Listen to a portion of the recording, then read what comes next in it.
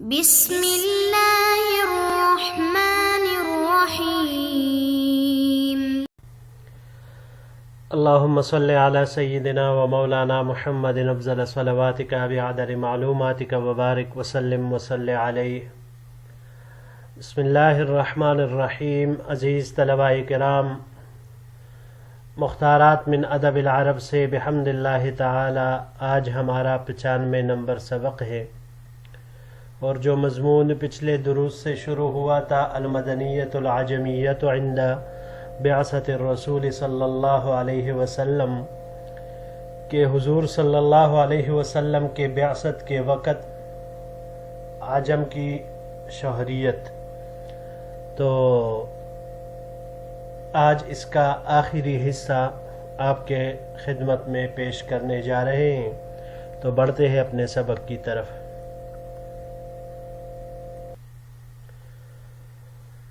وصار جمہور الناس عیالا علی الخلیفۃ یتکففون منہ تارۃ علی انہم من الغزاة والمدبرین للمدینۃ یترسمون برسومہم۔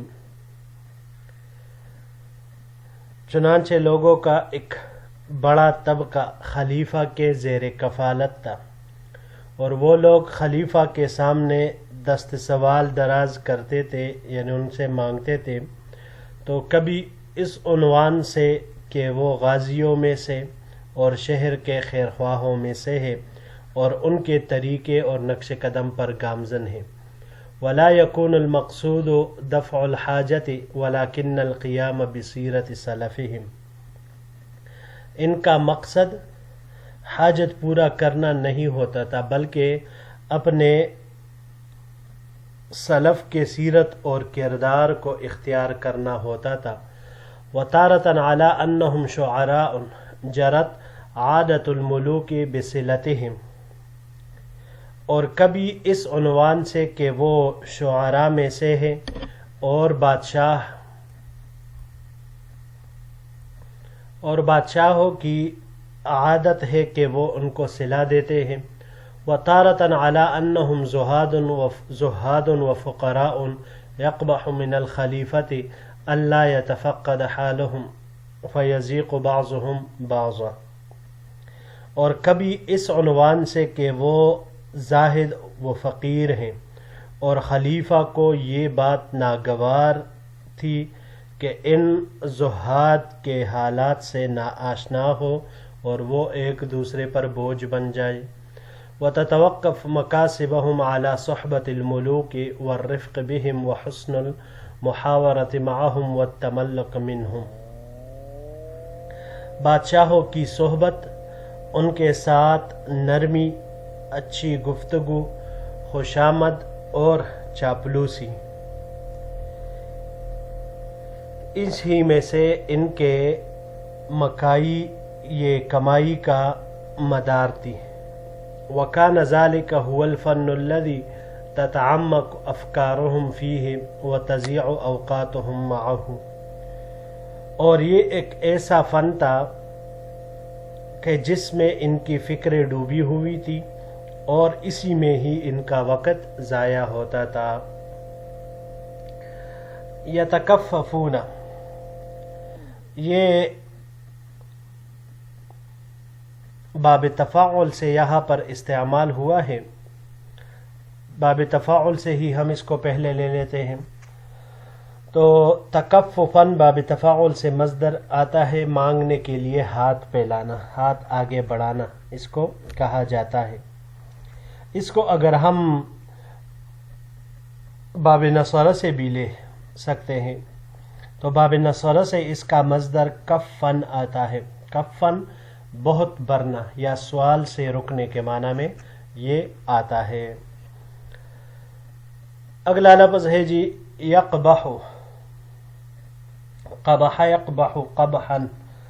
قبحا باب کرما سے یہ مصدر بھی آ سکتا ہے، اور قباحتن بھی آ سکتا ہے، برا ہونے کے معنی میں، بدصورت ہونے کے معنی میں یہ آتا ہے۔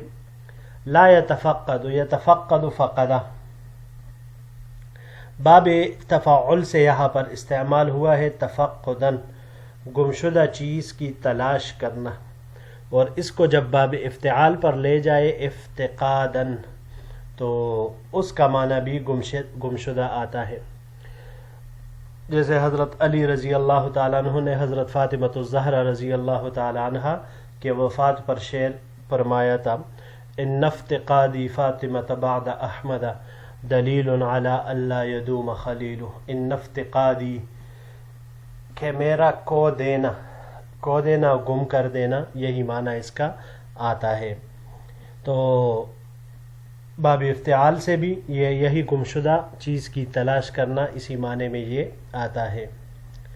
والتملق، تملق ملقہ سے ہے.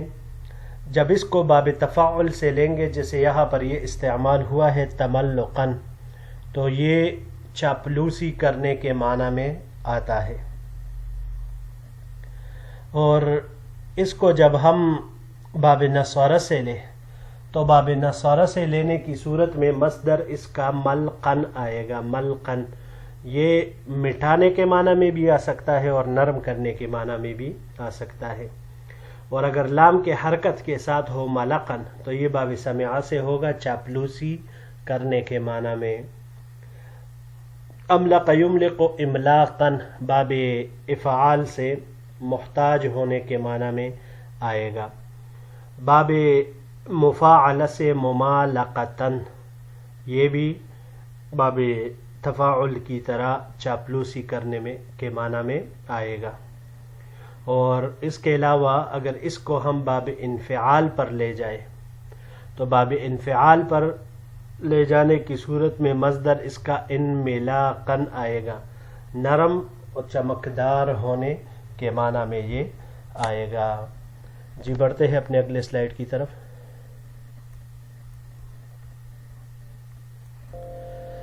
فلما كثرت هذه الاشغال تشبه في نفوس الناس هيئات خسيسة واعرضوا عن الاخلاق الصالحة.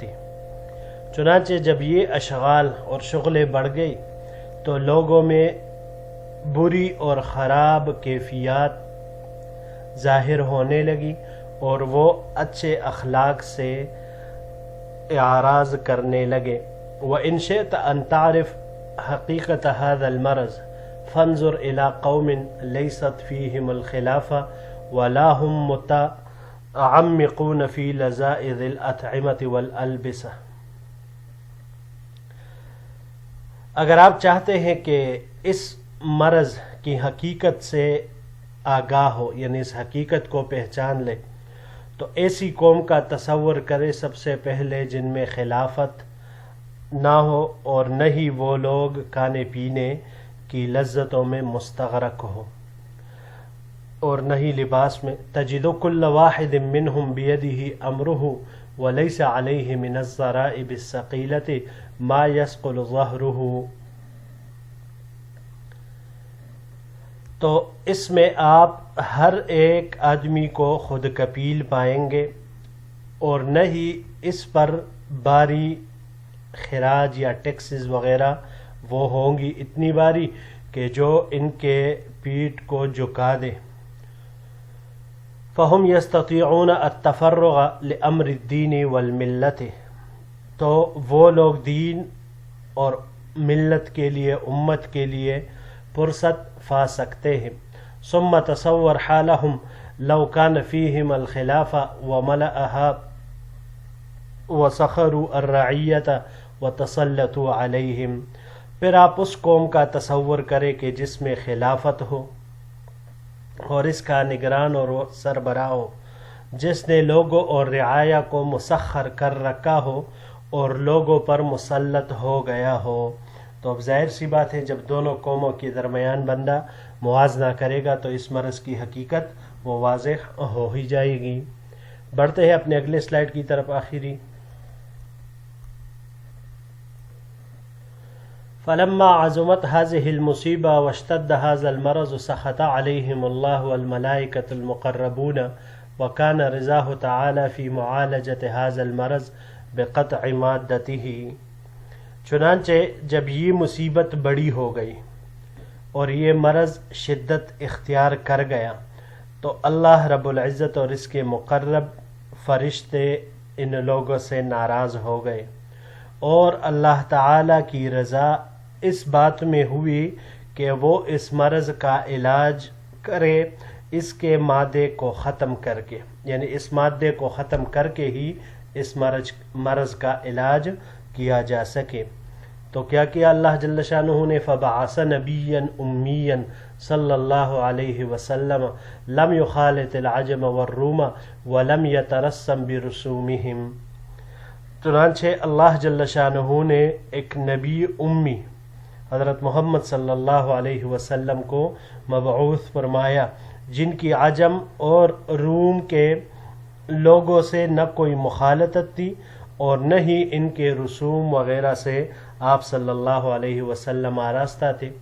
وَجَعَلَهُ مِيزَانًا يُعْرَفُ بِهِ الْهُدَى الصَّالِحُ الْمَرْضِيُّ عِنْدَ اللَّهِ مِنْ غَيْرِ الْمَرْضِيِّ، اور اللہ تعالی نے آپ صلی اللہ علیہ وسلم کو ایک ایسا معیار بنا دیا جس کے ذریعے صالح اور مقبول عند اللہ ہدایت کو غیر مقبول ہدایت سے جدا کر لیا جاتا تھا۔ وَأَنْطَقَهُ بِذَمِّ عَادَاتِ الْأَعَاجِمِ، اور آپ صلی اللہ علیہ وسلم کو عادات عجم کی برائی سے آگاہ فرما دیا۔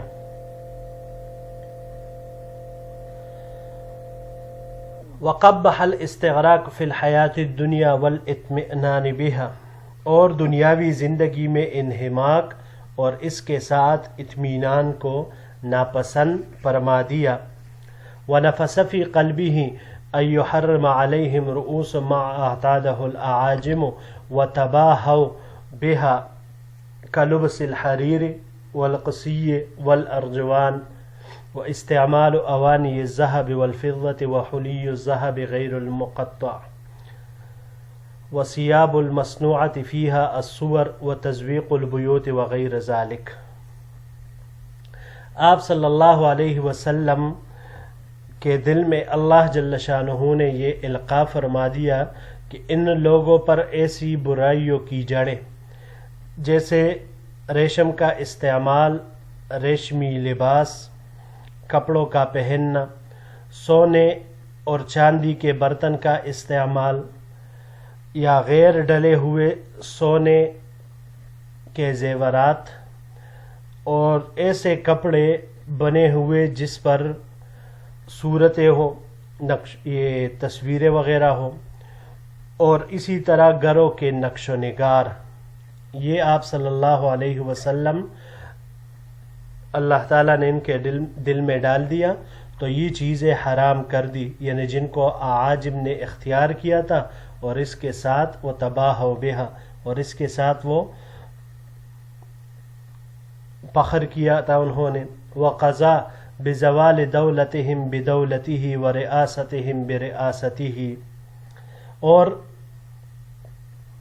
یہ فیصلہ اللہ جل شانہ نے فرمایا کہ ان کے ملک اور سلطنت کا زوال بدولتہ، آپ صلی اللہ علیہ وسلم کے ملک اور سلطنت کے بدلے میں، اور ان رومیوں کی ریاست کی زوال آپ صلی اللہ علیہ وسلم کے ریاست کے بدلے میں ہیں، کہ جب آپ صلی اللہ علیہ وسلم کا ظہور جتنا ہی ہوگا اتنا ہی ان لوگوں کا زوال وہ آئے گا۔ وَبِأَنَّهُ اذا ہلک کسرا فلا کسرا بعدہ واذا ہلک قیصر فلا قیصر بعدہ، اور اس طرح کہ جب کسرا ہلاک ہو جائے تو اس کے بعد کوئی کسرا نہیں، اور جب کیسر ہلاک ہو جائے گا تو اس کے بعد کوئی کیسر نہیں۔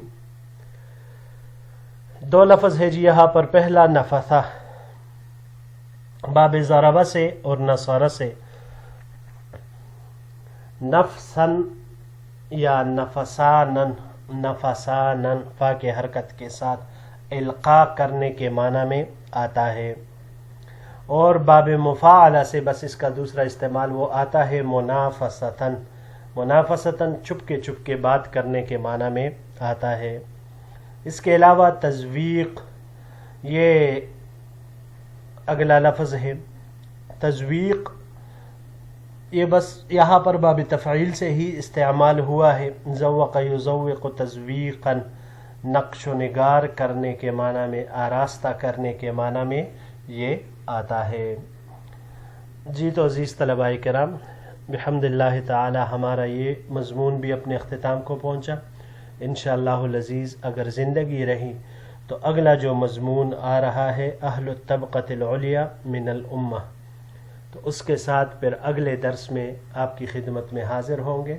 السلام علیکم ورحمۃ اللہ وبرکاتہ.